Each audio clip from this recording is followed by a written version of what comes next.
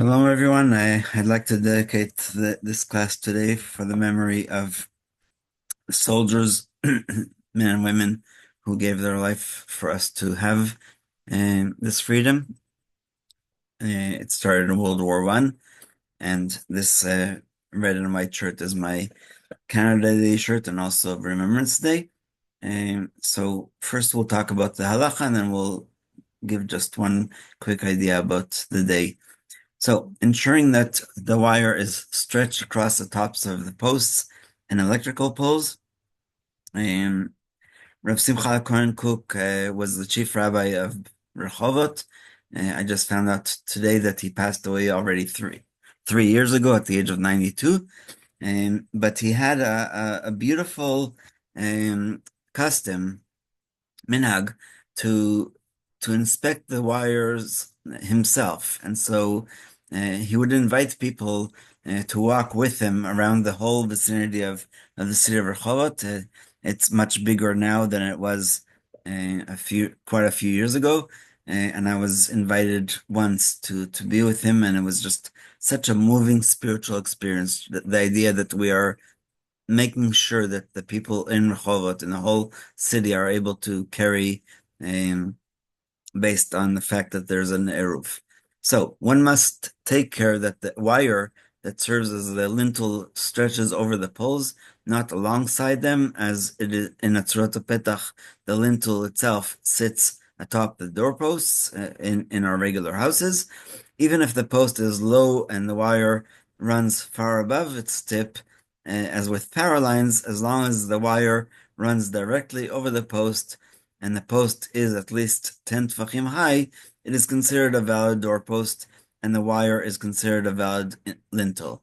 So that's why in most Eruvin, especially in larger cities, uh, if we're going to use other wires that are already there, or even if they're not, if we're going to use our own wires, there still has to be what's called a lechi, literally cheek. But the idea is that this cheek piece of wood is basically the real doorpost, and the rest of it is just imaginary or virtual. But if the wire is not directly above the pole, the Eruv is invalid. If the pole is crooked, the wire must extend directly above the tip of the pole. If the wire is above any other part of the pole, the Eruv is invalid. So even though a army camp is technically um, valid because there's a fence all around it, sometimes we actually have to do Surat Petach because of cars coming and going through the gate, even on Shabbat. And so that's something to consider. Utility poles and the cables they support cannot serve as Surat Petach because the cables generally do not pass directly over the poles, but alongside. In order to solve this problem, additional poles, which we talked about, the lechi, each about a meter high, or 3.5 feet, must be erected directly underneath the cables. And so that's how we do it. So it's not a problem so much in Israel because everybody is aware that that's part of the job of the chief rabbinate of Israel. But we have to check this in other communities outside of Israel where this is not possible. So I just wanted to say that as today is Remembrance Day, first of all, we remember the soldiers who were at camp, Jewish or not Jewish, and they sacrificed their life and got wounded in order for us to have this freedom of religion, to be able to make an Eruv even in a city that the absolute majority are non-Jews. And we'll talk about that tomorrow a little bit. But also the idea of what it means to be part of a nation. The Mishnah, sorry, in Masechet Avot, chapter 3, Mishnah 5, tells us that we must pray for the welfare of the government that we are living under.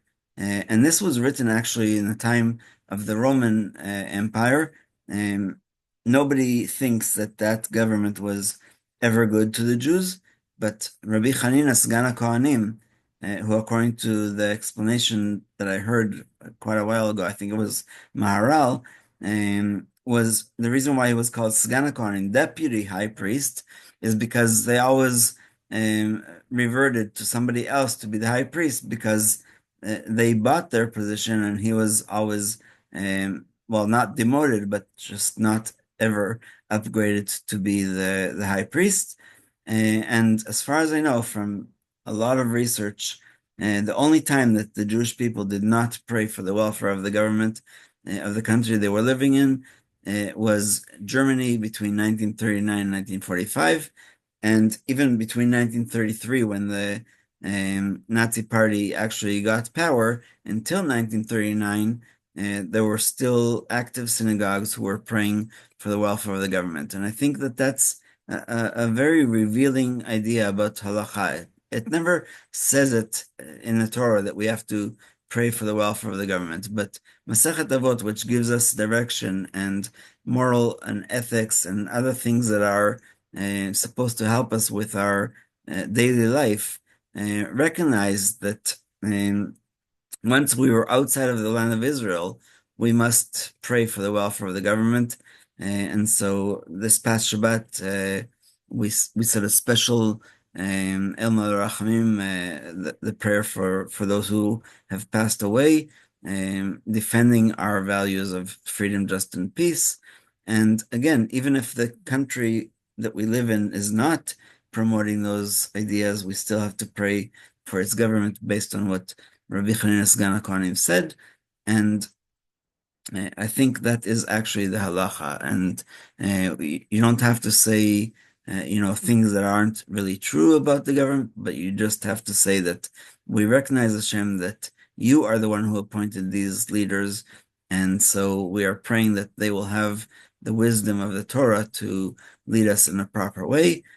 And like I said, even in Nazi Germany, which I think is the only place that they didn't say it for 6 years, it was because there was no actual synagogue open during those 6 years in Germany, and so I think that is really the message of this. And going back to the idea of the camp, we are, even if we are in the army or we are praying for the people in the army, we still have to keep the Torah law, but there are some leniences based on the idea of machaneh, and Rav Avidan wrote a whole book about that. He was the Rosh Yeshiva of Shalvim, where I went to, and we'll stop here and open up for questions.